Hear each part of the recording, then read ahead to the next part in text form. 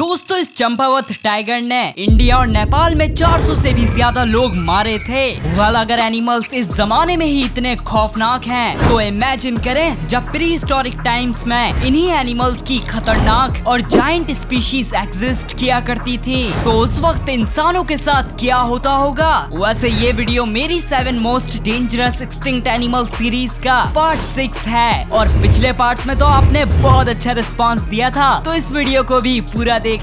Number 7 एनहाइड्रियोडॉन। दोस्तों Amazon river की mafia giant otters के बारे में तो आप लोग जरूर जानते होंगे, जिन्हें अमेज़न जंगल के खतरनाक तरीन एनिमल्स में शामिल किया जाता है। वेल आजकल के जमाने में तो ये लार्जेस्ट ऑटर्स हैं, लेकिन मिली एनहाइड्रियोडॉन नामी ऑटर्स की सबसे बड़ी और खतरनाक तरीन नस्ल से, जिनका साइज मॉडर्न डे लायंस के जितना हुआ करता था। और तो और ये खौफनाक ऑटर्स अफ्रीका, पाकिस्तान और इंडिया तक पाए जाते थे। वैसे माना जाता है इनके साथ हम ह्यूमंस के एंसेस्टर्स ऑस्ट्रेलोपिथेकस भी कोएग्जिस्ट किया करते थे, इसलिए काफी चांसेस हैं कि ये भी इन ऑटर्स का शिकार होते होंगे। बहरहाल ये बात आज तक सही से नहीं पता चली कि एनहाइड्रियोडॉन जमीन में रहने वाले एनिमल्स थे या फिर अपने डिस्टेंट रिलेटिव्स जायंट ऑटर्स की तरह सेमी एक्वाटिक थे। वेल जब आज से 3 मिलियन ईयर्स पहले आइस एज शुरू हुई थी, तो इस दुनिया का क्लाइमेट पूरी तरह से चेंज हो गया था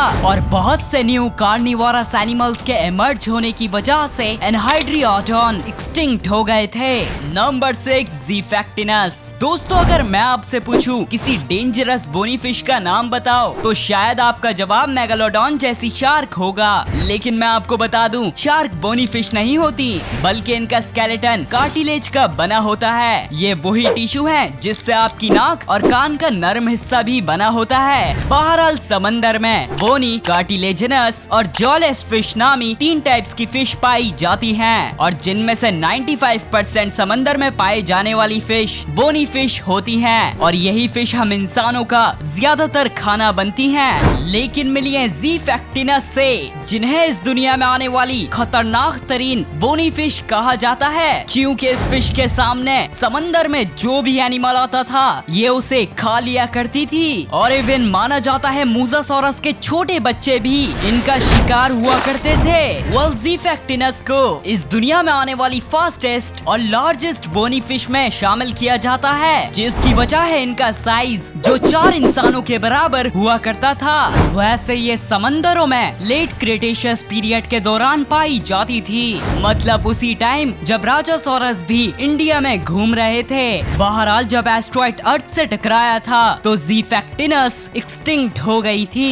नंबर 5 प्लेटीबेलोडॉन। वेल इंडिया और पाकिस्तान में पाए जाने वाले पैलियोलॉक्सोडॉन नोमैडिकस नामी लार्जेस्ट प्रोबोसिडियंस का तो मैंने आपको अपनी रिसेंट वीडियो में बताया ही था, लेकिन इनके साइज की वजह से इनको डेंजरस तरीन प्रोबोसिडियंस कहना बिल्कुल भी सही नहीं होगा, क्योंकि ये टाइटल जाता है प्लेटीबेलोडॉन को, जिन्हें ऑर्डर प्रोबोसिडिया की सबसे डाइवर्स और डेंजरस नस्ल बताया जाता है। वैसे ऑर्डर प्रोबोसिडिया वही ऑर्डर है जिसमें स्टेगोडॉन, एलिफेंट, डायनोथेरियम और गोम्फोथेरियम जैसे मेंबर्स शामिल हैं, और एलिफेंट्स इस ऑर्डर के आखिरी जिंदा मेंबर हैं। वेल अगर आप प्लेटीबेलोडॉन के लोअर जो को गौर से देखोगे तो ये आपको शवल की तरह लगेगा, और यही वजह थी कि ये अपने लोअर जो की मदद से किसी भी प्लांट को बड़ी आराम से खा लिया करते थे। वैसे हम इंसानों के लिए प्लेटीबेलोडॉन का साइज कुछ खास बड़ा नहीं था, पर फिर भी ये हमारे बहुत बुरी तरह से टुकड़े करने के लिए इनफ थे। पर हाँ, जब ये इस दुनिया में पाए जाते थे उस दौरान हम ह्यूमंस ने 2 पैरों में भी चलना शुरू नहीं किया था। Number 4 allosaurus. वेल अगर आज से 150 मिलियन ईयर्स पहले वक्त में पीछे जाया जाए तो हमें समंदरों में प्लियोसॉर जैसे एपेक्स प्रेडेटर देखने को मिलते हैं, लेकिन क्या आपको पता है आज से 150 मिलियन ईयर्स पहले जमीन में एपेक्स प्रेडेटर कौन था? तो जी हाँ, मिली है एलोसॉरस से, जो अपने जॉस की वजह से इस दुनिया में आने वाले खतरनाक तरीन डायनासोर्स में शामिल किए जाते हैं, क्योंकि इनके जॉस में 70 शार्प टीथ मौजूद होते थे, बिल्कुल किसी डैगर की तरह। इसलिए तो ये स्टेगोसॉरस जैसे जाइंट और प्लेटेड डायनासोर्स का बड़ी आसानी से शिकार कर लिया करते थे। वेलोसोरस देखने में शायद से आपको टीरेक्स के क्लोज रिलेटिव्स लग रहे होंगे, लेकिन टीरेक्स इनसे ज्यादा आपके घर के पास मिलने वाली चिकन से ज्यादा क्लोज हैं। बहरहाल काफी फॉसिल एविडेंस से पता चलता है कि एलोसोरस कभी कभार एक दूसरे का भी शिकार कर लिया करते थे। वैसे ये किसी अननोन रीजन की वजह से एक्सटिंक्ट हो गए थे। नंबर 3, एनामोलोकेरेस। दोस्तों, अगर आप कैम्ब्रियन पीरियड के दौरान इस दुनिया में घूमते तो आपको जमीन में ना कोई एनिमल देखने को मिलता और ना ही कोई प्लांट, क्योंकि उस दौरान लाइफ सिर्फ समंदरों में ही एग्जिस्ट किया करती थी। और उन्हीं समंदरों में इस दुनिया के पहले एपेक्स प्रेडेटर एनामोलोकेरेस अपना राज किया करते थे। और ना ये सिर्फ इस दुनिया के पहले एपेक्स प्रेडेटर थे, बल्कि ये कैम्ब्रियन पीरियड के सबसे लार्जेस्ट एनिमल्स भी थे। वेल, इनका माउथ बहुत ही ज्यादा कॉम्प्लेक्स और यूनिक था, जिसकी वजह से ये अपने जमाने के किसी भी सख्त और नर्म एनिमल को बड़ी आसानी से शिकार करके खा लिया करते थे।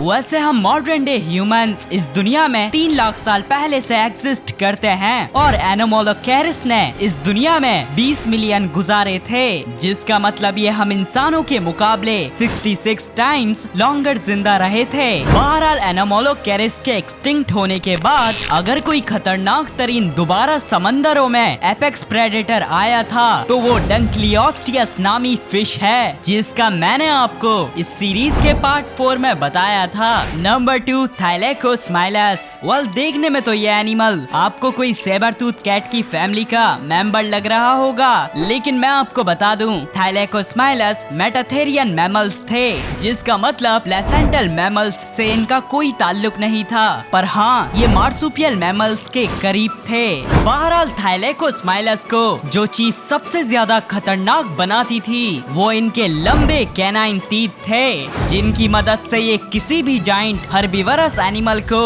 बड़ी आसानी से चीर दिया करते थे। वैसे ये आज से 9 to 3 मिलियन ईयर्स पहले साउथ अमेरिका कॉन्टिनेंट में पाए जाते थे, और उस दौरान मैक्रोकेनिया जैसे जाइंट हर्बीवरस एनिमल्स भी इनके साथ कोएग्जिस्ट किया करते थे। बहरहाल थाइलेकोस्माइलस अपने इकोसिस्टम के एपेक्स प्रेडेटर थे, लेकिन इस दुनिया को हिला देने वाले इवेंट्स में से एक, जब 3 मिलियन ईयर्स पहले ग्रेट अमेरिकन इंटरचेंज हुआ तो साउथ अमेरिका और नॉर्थ अमेरिका लैंड ब्रिज के जरिए हमेशा के लिए कनेक्ट हो गए थे, और यूं दोनों कॉन्टिनेंट के नेटिव एनिमल्स एक दूसरे के कॉन्टिनेंट में आ गए थे।